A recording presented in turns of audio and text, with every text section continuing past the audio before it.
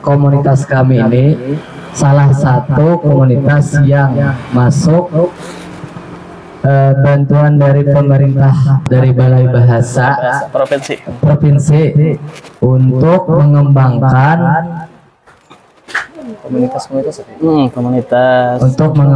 komunitas yang ada di daerah. Jadi ini adalah salah satu kegiatan kami, yaitu pemberdayaan strategi komunitas literasi, membangun kolaborasi dengan pihak lain, dan pengembangan kemandirian ekonomi komunitas literasi melalui kewirausahaan. Nah, hari ini pematerinya ada dua. Yang pertama Bapak Dr. Irza Setiawan, dan yang kedua Bapak Syarifuddin, tapi beliau masih di jalan. Untuk mengawali materi pada hari ini, mari kita bersama-sama mengucapkan basmalah. Bismillahirrahmanirrahim. Langsung saja untuk mempersingkat waktu, silahkan kepada Pak Irza Setiawan untuk menyampaikan materinya. Baik, terima kasih. Bismillahirrahmanirrahim. Assalamualaikum warahmatullahi wabarakatuh. Waalaikumsalam warahmatullahi wabarakatuh. Agar lebih mudah, kita suasananya santuy aja, tidak terlalu formal ya. Karena suasana diskusi itu akan lebih efektif jikalau ada sesi sharing, sesi berbagi ya. Jadi anggap saja saya hanya sebatas pemantik. Oh, ini yang kita diskusikan. Nanti kita sambil menerapkan umpan balik lah, agar di sini kita saling belajar bersama. Alhamdulillah, ini pengantin banyak jadwal ya. Kemarin resepsi, hari ini langsung acara. Mudah-mudahan tidak mengganggu bulan madunya lah, keromantisannya. Mana hafizahnya nih? Lagi ngambilan. Oh, bingkisan yang diambil. Bingkisannya. Alhamdulillah ya, efektif sekali ya kegiatannya. Baik, kalau saya lihat di sini rata-rata mahasiswa sama pelajar juga ya, mana ya, pelajar juga. Tapi kalau kita lihat mahasiswa ya rata-rata ya, sama pelajar. Biasa kalau di sekolah atau di kampus tuh yang dicari apa? Ilmu. Apalagi? Ilmu pasti ya. Apalagi kira-kira? Pengalaman. Pengalaman ya, experience, dan juga teman. Kalau nilai penting nggak? Penting. Penting ya. Penting. Baik. Umumnya kalau kita sebagai pelajar atau sebagai mahasiswa itu melihat bagaimana angka nilainya, dapat nilai berapa nih umumnya ya, terlepas dari mencari ilmu tadi. Nah, seorang pelajar atau mahasiswa ketika nilainya tinggi tapi pengalamannya kurang, itu tak akan berefek apa-apa. Sebaliknya, seorang pelajar atau mahasiswa ketika nilainya rendah, pengalaman tinggi, itu punya potensi sukses. Apalagi kalau ada kolaborasi, nilai tinggi, pengalaman tinggi, nah itu salah satu kunci untuk mendapatkan kesuksesan. Salah satu caranya adalah dengan cara berkolaborasi di sini. Karena dunia ilmu, dunia pembelajaran tidak hanya terbatas di dalam bangku kelas atau bangku kuliah. Kita perlu juga sharing dengan suasana diskusi di luar, kolaborasi di luar. Karena kalau kawan-kawan hanya fokus di kelas atau mungkin fokus di bangku kuliah, nanti ujung-ujungnya kawan-kawan hanya akan mendapatkan selembar kertas ijazah dan masa depan tidak cukup dibangun dengan selembar kertas. Nah, jadi ini semacam SKS tambahan kalau dunia kuliah tuh ya. Kalau di sekolahan, mata pelajaran tambahan dengan cara berkolaborasi. Satu hal lagi, kita nilai tinggi, pengalaman tinggi, tapi ego juga tinggi, itu juga nggak bisa menjadi potensi apa-apa. Nah, karena dalam hal kolaborasi ini selalu ada semacam sharing, pembelajaran bersama. Ibaratnya tuh seperti dua bola mata. Mereka menatap bersama, mereka terpejam bersama, mereka melirik bersama, mereka melihat bersama, meskipun sama-sama tidak pernah bertemu, tapi sama-sama berkolaborasi dengan tujuan yang sama. Apa itu? Melihat. Bayangkan jikalau mata kita ini satu terpejam, satu melihat, nggak akan imbang. Kolaborasinya berdua nih, tapi satu ini kurang ini terpejam, mata kita kayak gini, nggak imbang juga. Atau barangkali mata kita kedua-duanya tertutup. Oh, ada ingin kolaborasi tapi nggak jalan-jalan, nggak bisa juga. Nah, dengan keseimbangan bersama, tujuan yang sama, akhirnya kita punya hal yang manfaat juga bersama, melihat. Itu analogi mata ya. Dan terkadang memang terjadi juga dalam kolaborasi itu semacam ketidakseimbangan. Hal yang ingin diharapkan itu tidak seimbang. Kalau ibarat mata tuh, mohon maaf, juling misalnya. Juling gitu ya. Ketika mata juling kan nggak seimbang penampilannya. Masuk ke bioskop, orang-orang nonton layar bioskop, tapi kita malah natap pintu exit gitu, gara-gara juling nggak lihat gitu. Nah, jadi juga terkadang dalam kolaborasi itu ada permasalahan-permasalahan, tapi bagaimana caranya menjaga komunikasi yang baik. Baik, kembali kita kolaborasi. Kolaborasi itu tercipta biasanya atas dasar tujuan yang sama. Contoh komunitas literasi.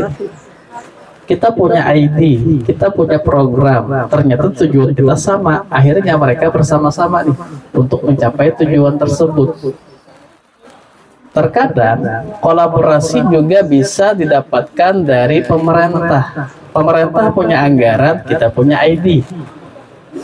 Pemerintah punya anggaran, kita punya program. Nah, akhirnya berkolaborasi. Kolaborasi akan tercipta diawali dari komunikasi yang juga baik. Karena ibaratnya secerdas apapun kita, sepintar apapun kita punya karya, kita punya kreativitas, tapi cuma sendirian tak akan bisa berarti ya. Tapi kalau kita punya kolaborasi yang bersama-sama, maka manfaat yang kita dapatkan itu terkadang lebih mudah untuk kita hasilkan. Nah, baik. Dalam kolaborasi biasanya selalu diawali dengan apa ide kita. Ide kita ini apa? Karena kolaborasi biasa mudah kita ingin berkolaborasi, silahkan, apa yang ingin dikerjakan, idenya apa, nggak bisa juga. Jadi memang diawali dengan ide dulu, apalagi kalau kita berhubungan dengan kolaborasi pemerintah daerah, tentu mereka akan melihat rekam jejak dulu. Sebagai contoh dulu tiap tahun alhamdulillah kita hampir dapat semacam kolaborasi dengan pemerintah daerah seperti Dinas Perpustakaan, Kearsipan, Dinas Pendidikan juga. Bahkan ada momen yang kita tidak meminta pun mereka datang. Ya. Kalau kawan-kawan masih ingat, sekitar 2 tahun yang lalu kita ada seminar besar-besaran ya. Itu kolaborasi dengan pemerintah daerah. Kenapa terjadi? Ternyata karena ada rekam jejak yang baik yang kita tinggalkan. Kita punya rekam jejak, kita punya kegiatan seminar setiap 3 bulan. Bahkan pengantin nih Hafizah Sawkani terkadang punya kegiatan lapak baca kan. yang terprogram lapak baca, masyarakat ngumpul, orang-orang ngumpul, bertanya-tanya apa nih, sampai-sampai wartawan pun datang, padahal kita tidak meminta. Nah, lewat program ini akhirnya dilirik oleh pemerintah daerah. Jadilah semacam kolaborasi, bantuan-bantuan anggaran, karena kita punya ide dan program kerja yang baik. Jadi kolaborasi selalu diawali dengan ide yang baik dan juga program kerja yang baik.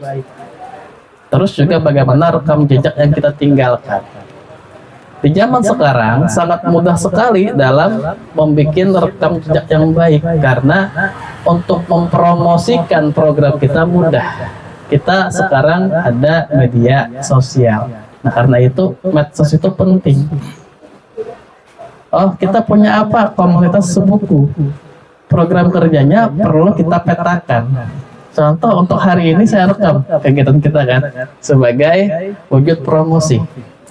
Nanti kita bisa sampaikan entah itu di Instagram, entah itu di TikTok, entah itu di YouTube, sehingga manfaat yang kita dapatkan bukan hanya sebatas di sini saja, tapi juga bisa bermanfaat untuk banyak pihak. Nah, jadi diawali dengan ide dulu, ide program kerja, dan bisa jadi nantinya banyak orang-orang atau dari pemerintah daerah yang tertarik untuk berkolaborasi. Nah, itu metode pertama ya. Metode pertama tentu diawali dengan ide, program kerja, dan juga rekam jejak yang baik. Namun kita juga bisa menggunakan strategi yang lain. Artinya memperkenalkan. Ini biasa untuk komunitas-komunitas yang awal-awal berdiri nih. Perkenalan dulu. Ibarat pengantin tuh ta'aruf dulu. Ya kan? Kalau udah kenal baru ini kan. Sama kita nih, oh ternyata terbentuk sebuah organisasi baru seperti Sebuku misalnya. Lantas selain kita mempromokan di medsos, kita perkenalkan juga ya, ini datang ke pemerintah daerah. Pak, Bu, kami punya program kerja ini, bisakah kolaborasi? Itu juga bisa. Nah, biasanya kalau dalam hal pemerintah daerah, mereka menyediakan anggaran, tempat atau gedung, dan juga konsumsi. Itu biasanya. Sebagai contoh, insya Allah dalam tanggal 20-an ini, Ruang Literasi juga akan mengadakan seminar besar-besaran. Kolaborasi dengan Dinas Pendidikan. Nanti kita infokan ya kapan. Kata Dinas Pendidikan ya kisaran tanggal 20 sampai tanggal 27, nanti cari tanggalnya tanggal berapa. Itu contoh. Apakah kita meminta kepada mereka? Enggak. Tapi mereka melihat rekam jejak kita dan percaya kepada kita. Nah, itulah pentingnya menjaga nama baik sebuah organisasi. Nah, alhamdulillah ada kolaborasi. Nah, jadi yang namanya hidup, tentu kita punya kecerdasan masing-masing, dan itu bisa bermanfaat jikalau kita saling berbagi.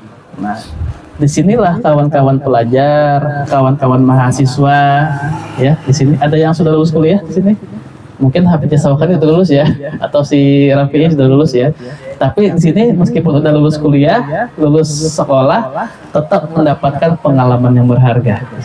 Pengalaman tambahan, ya semacam pembelajaran. Nah, biasanya semakin dewasa seseorang, wujud eksistensinya semakin berkurang. Sebagai contoh, kawan-kawan yang muda, ya, masih muda-muda ya, biasanya ketika masuk dalam sebuah organisasi, sunatullah ingin menunjukkan eksistensinya. Oh, aku bisa ini nih, aku bisa itu nih, biar mendapatkan pengakuan.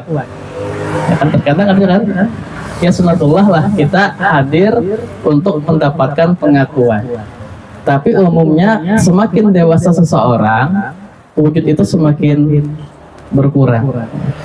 Ya seperti saya ya kan, saya udah ya old man lah, statistik sekarang 36 tahun. Jadi untuk move something tuh udah mulai berkurang tuh. Nah, jadi wujud kita hanya ingin memberikan pencerahan, mendampingi yang muda-muda, bahkan barangkali ingin mengangkat yang muda-muda nih, biar tenar namanya. Karena ketika semakin dewasa, untuk membuktikan sesuatu tuh udah mulai berkurang. Ya ibaratnya seperti air putih. Air putih itu kan wujudnya sederhana sekali.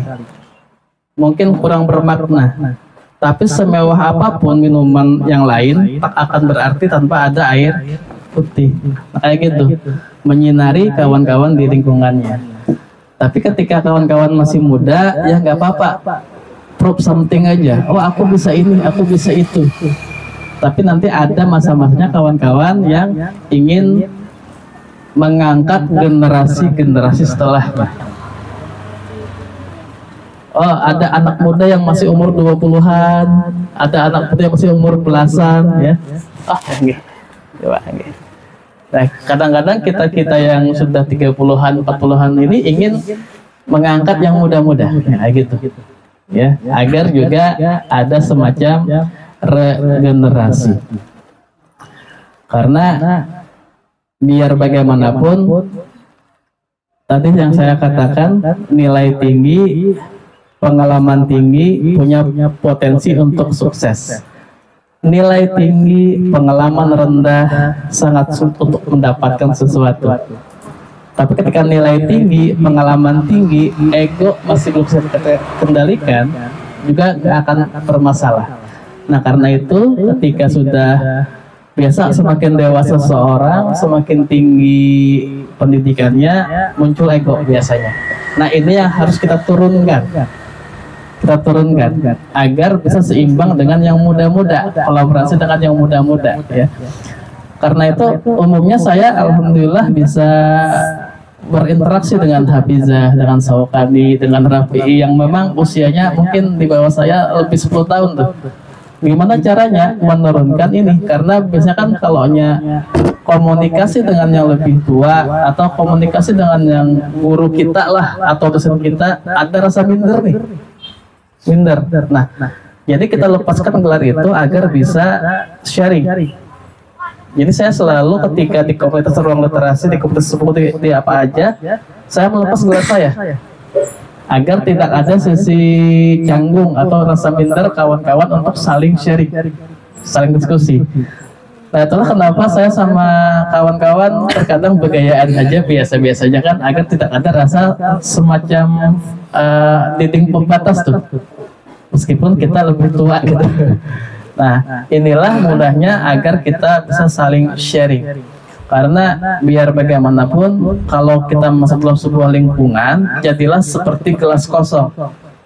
Gelas kosong yang seakan-akan kita nggak tahu apa-apa. Apa tujuannya? Untuk menyerap segala informasi, segala ilmu, segala pengetahuan dari rekan-rekan sekitar kita, meskipun mereka masih muda.